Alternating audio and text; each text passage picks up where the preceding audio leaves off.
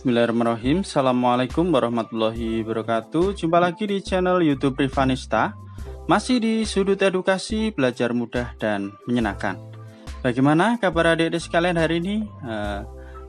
Saya doakan semoga adik-adik semua selalu dalam keadaan sehat ya. Karena dengan keadaan yang sehat, kita bisa melakukan berbagai kegiatan yang kita inginkan dengan tentunya penuh sukacita. Dan dengan keadaan yang sehat pula kita bisa belajar bersama untuk membahas soal-soal dari buku penilaian Bu Pena untuk SD atau MI kelas 3 ya. Dan pada kesempatan kali ini kita masih di buku jilid 3C tema 5 tentang cuaca. Dan kali ini kita akan membahas latihan soal tema 5 subtema 3. Oke, langsung adik-adik semua kita menuju ke soal atau latihan soal subtema 3 di tema 5 ya. Di sini di halaman 73. Oke. Kita mulai dari yang pertama, ini muatan bahasa Indonesia ya, KD 3.3. Bacalah paragraf berikut untuk menjawab soal nomor 1 sampai 5. Perubahan cuaca akan berpengaruh pada aktivitas kita sehari-hari. Seringkali perubahan cuaca yang terjadi membuat aktivitas kita menjadi terhambat. Misalnya, aktivitas menjemur pakaian menjadi tidak bisa dilanjutkan ketika hujan tiba-tiba turun. Selain berpengaruh pada aktivitas sehari-hari, perubahan cuaca juga bisa berpengaruh pada kesehatan. Salah satu pengaruh yang ditimbulkan adalah penyakit flu. Flu merupakan penyakit pada saluran pernapasan yang disebabkan oleh infeksi virus. Gejala flu diantaranya adalah demam, sakit kepala, batuk, dan sakit tenggorokan.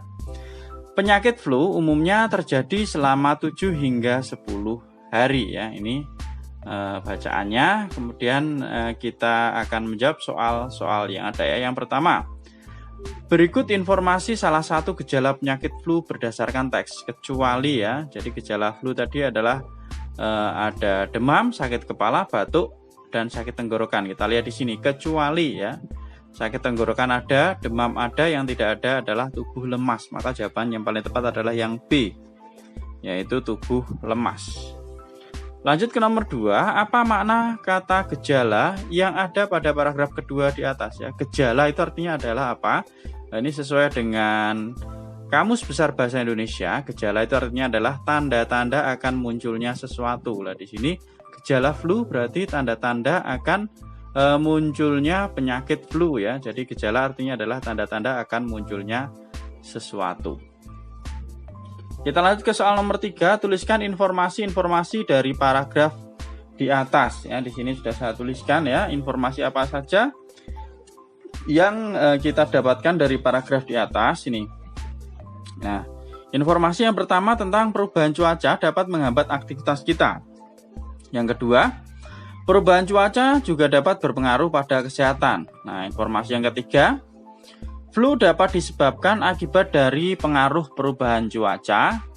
Dan informasi yang keempat, gejala flu diantaranya adalah, nah gejala-gejala flu itu apa aja ya? Ada demam, sakit kepala, batuk, dan juga sakit tenggorokan ya. Itu untuk penjelasan soal nomor 3. Kita lanjutkan ke soal nomor 4, apa makna kata aktivitas yang ada pada paragraf pertama di atas ya? Ada kata aktivitas di sini. Aktivitas itu artinya apa? Aktivitas artinya adalah kegiatan ya. Mana kata aktivitas artinya adalah kegiatan. Kemudian nomor 5, tuliskan contoh pengaruh perubahan cuaca pada aktivitas sehari-hari. Nah, di sini ada contohnya ya, misalnya saat menjemur pakaian menjadi tidak bisa dilanjutkan ketika hujan tiba-tiba turun ya. Di sini ya juga saya tuliskan ya, kegiatan menjemur pakaian menjadi tidak bisa dilanjutkan ketika hujan tiba-tiba turun. Itu untuk penjelasan soal nomor 5 ya, muatan bahasa Indonesia. Kemudian kita lanjutkan ke muatan pelajaran matematika KD 3.5. Jumlah balok berwarna hitam dan yang diarsir dibanding seluruh balok adalah, nah ini jumlah balok totalnya ada 1, 2, 3, 4, 5, 6 ya, adik semua ada 6. Kemudian yang berwarna hitam ada 1, 2, 3, 4, 5. Berarti jumlah balok warna hitam dibandingkan keseluruhan berarti warna hitamnya adalah 5 dibandingkan totalnya adalah 6, berarti 5/6 bagian. Jawabannya yang C. Lanjut ke soal nomor 2. Hasil penjumlahan dari pecahan 4/8 dan 2/8. Nah, berarti kita tambahkan 4/8 tambah 2/8. Ingat ya, penyebutnya sudah sama, maka tinggal kita jumlahkan pembilangnya ya. 4 tambah 2 hasilnya adalah 6 ya. Jadi hasilnya adalah 6/8. Mana yang 6/8? Jawabannya yang B. Kita lanjut ke soal nomor 3, lengkapilah penjumlahan pecahan berikut. Nah, ini kita lihat di sini ya. Ini totalnya itu ada 10 bagian lah. Yang di akhir ada 1, 2, 3, 4. Berarti 4/10. Ditambah dengan, lah ini sama ya, 10. Kemudian yang di akhir ada 1, 2, 3, 4, 5. Berarti 5/10. 4/10 ditambah 5/10. 4 tambah 5 hasilnya adalah 9/10 ya. Harusnya 9/10, tapi ini yang diarsir masih kurang ya. Harusnya ini ada 9, ini cuma 1, 2, 3, 4, 5, 6, 7. Harusnya di sini tambah 2 lagi ya, kita arsir. Nah, ini misalnya. Ya. Karena harusnya adalah 9/10 ya. Jadi yang diarsir ada 9 ya. Totalnya dari 10 bagian. Itu untuk soal nomor 3 ya. Kemudian masih ada kelanjutan ya, soal nomor 4. Tentukan hasil penjumlahan 2 pecahan berikut ya. Ini sama, penyebutnya sama semua ya. Jadi tinggal kita jumlahkan aja pembilangnya. Yang atas itu namanya pembilang, yang bawah penyebut ya. Oke, berarti ini tinggal 3 tambah 1 hasilnya berapa? 4. Maka hasilnya adalah 4/6. Kemudian nomor 7 ya. Yang B. Ini juga sama, penyebutnya 17, maka kita tambahkan aja pembilangnya. 7 tambah 2 berapa? 9 ya. 9/17. Kemudian yang C ya, ini 3/15 tambah 9/15, penyebutnya juga ada sama, berarti tinggal kita tambahkan 3 tambah 9 hasilnya adalah 12 atau 12/15. Kemudian yang D, ini 5/20 tambah 9/20, 5 tambah 9 berapa? 14 ya, hasilnya adalah 14/20. Nah, itu untuk yang nomor 4. Kemudian yang nomor 5, tentukan hasil penjumlahan 3 pecahan berikut. Nah, kalau tadi 2, sekarang 3. Tetapi caranya juga sama ya, karena penyebutnya sama semua, 8, 24, dan 20. Tinggal kita tambahkan aja. 3 tambah 1, 4. 4 tambah 2, 6. Jadi hasilnya adalah 6/20. Kemudian untuk yang B ya, sama ya. 5 tambah 12, hasilnya adalah 17. 17 tambah 3, 20. Maka hasilnya adalah 20/24 karena penyebutnya 24. Kemudian yang C, penyebutnya 20, pembilangnya kita tambahkan ya. 2 tambah 9 berapa? 11. 11 tambah 7, 18. Maka yang C jawabannya adalah 18/20 ya. Ini 18/20 ya. Kalau tidak kelihatan agak kecil, jauh ya. Oke, itu untuk muatan pelajaran matematika. Sekarang kita ke muatan pelajaran SBDP KD 3.1. Nah, ini langsung saya isi di sini ya.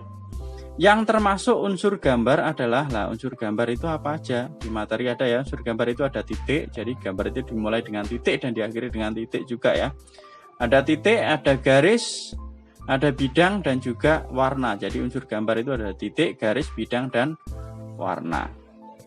Nomor 2, perhatikan gambar di samping. Gambar dekoratif tersebut menggunakan jenis garis. Kalau kita lihat di sini garisnya adalah gelombang ya, tidak hanya lengkung tapi dia bergelombang, maka jawabannya adalah jenis garisnya gelombang. Kemudian nomor 3, apa fungsi karya dekoratif? Ya, fungsi karya dekoratif di sini sudah saya tuliskan ya. Untuk yang nomor 3, nah fungsi karya dekoratif adalah memberi hiasan pada benda sehingga tampilannya lebih indah dan menarik. Jadi fungsinya memberi hiasan pada benda sehingga tampilannya lebih indah dan menarik, itu fungsi karya dekoratif ya. Kemudian nomor 4, tuliskan ragam kreasi garis yang kamu ketahui ya. Kreasi garis itu ada apa aja? Ya. Di sini ada garis horizontal, ada garis lengkung, garis zigzag, dan juga garis gelombang. Itu ragam kreasi garis ya, di materi juga ada. Bisa dilihat ya dari semua untuk muatan pelajaran SBDP. Selanjutnya kita ke nomor 5. Nah, ini ada gambar. Perhatikan motif batik berikut. Ini motif batik ya, ini adalah jelas ini ada tumbuhan ya. Menurutmu apa tema dari motif tersebut? Berarti motifnya adalah tumbuhan ya. Garis apa yang digunakan dalam motif batik tersebut? Ini garisnya adalah garis lengkung ya, berarti tumbuhan. Oke, kita lihat di sini ya. Jadi untuk yang nomor 5 ini sudah saya tuliskan juga. Jadi temanya adalah tumbuhan. Garis dalam motif batik yang digunakan adalah garis lengkung. Yaitu jawaban untuk soal nomor 5 muatan SPDB ya. Setelah SPDB kita lanjut ke muatan pelajaran yang terakhir, yaitu PPKN KD 3.4. Nomor 1, sikap yang diperlukan untuk dapat bersatu dalam keberagaman, yaitu nah ini yang diperlukan itu ada toleransi sebenarnya ya, toleransi, rukun, dan juga tolong menolong ya. Boleh ya ditulis tolong menolong dan rukun juga tidak apa-apa. Boleh juga ditambahi ya, rukun, toleransi, dan tolong menolong. Ini juga tidak apa-apa ya. Kemudian nomor 2, Indonesia memiliki salah satu semboyan, yaitu Bhinneka Tunggal Ika. Artinya apa ya? Walaupun berbeda-beda tapi tetap satu. Ya, ini saya tuliskan di sini ya. Meskipun berbeda-beda tetapi tetap satu. Ini untuk yang nomor 2. Kemudian kita ke nomor 3. Apa manfaat adanya keberagaman yang ada di sekitar kita? Manfaat keberagaman yang ada di sekitar kita ini saya tuliskan ada 3 ya. Yang pertama, dapat saling menghargai antar sesama, belajar untuk tidak membeda-bedakan, dan yang ketiga dapat saling melengkapi kekurangan yang ada. Ya, itu untuk soal nomor 3. Kemudian ke soal nomor 4, tuliskan 3 sikap yang menunjukkan bersatu dalam keberagaman. Ya, sikap bersatu dalam keberagaman ini yang pertama, saling mengingatkan dalam melaksanakan ibadah ya, ini berarti keberagaman agama. Kemudian ikut memelihara tradisi dan budaya. Kemudian yang ketiga, saling menghargai satu dengan yang lain walaupun berbeda suku, agama, dan juga budaya. Ini penjelasan untuk soal nomor 4. Kemudian soal yang terakhir nomor 5, bagaimana cara yang tepat dalam menyikapi keberagaman? Nah, cara yang tepat dalam menyikapi keberagaman itu apa? Nah, ini jawabannya adalah dengan bersikap toleran ya, sehingga kita bisa hidup rukun berdampingan ya. Jadi ini kata kuncinya adalah toleransi atau toleran ya. Jadi dengan bersikap toleran sehingga kita bisa hidup rukun berdampingan. Lah itu penjelasan terakhir ya, berarti untuk muatan PKN nomor 5 sekaligus untuk tema 5 subtema 3 sudah kita bahas semua ya. Mulai dari ayo berlatih sampai latihan soal subtema 3. Terima kasih sudah meluangkan waktu untuk belajar bersama. Mohon maaf apabila ada kekurangan dalam penyampaian penjelasan soal-soal yang ada. Silahkan pertanyaan atau saran bisa dituliskan di kolom komentar, dan yang masih ketinggalan bisa dilihat di playlist ya, Bupena kelas 3. Jadi di sana sudah kita bahas berarti sampai terakhir ya. Yang ini tadi adalah latihan soal tema 5 subtema 3. Jadi di pertemuan mendatang ya kita akan membahas tema 5 subtema 4. Sekali lagi terima kasih dan mohon maaf saya akhiri. Assalamualaikum warahmatullahi wabarakatuh.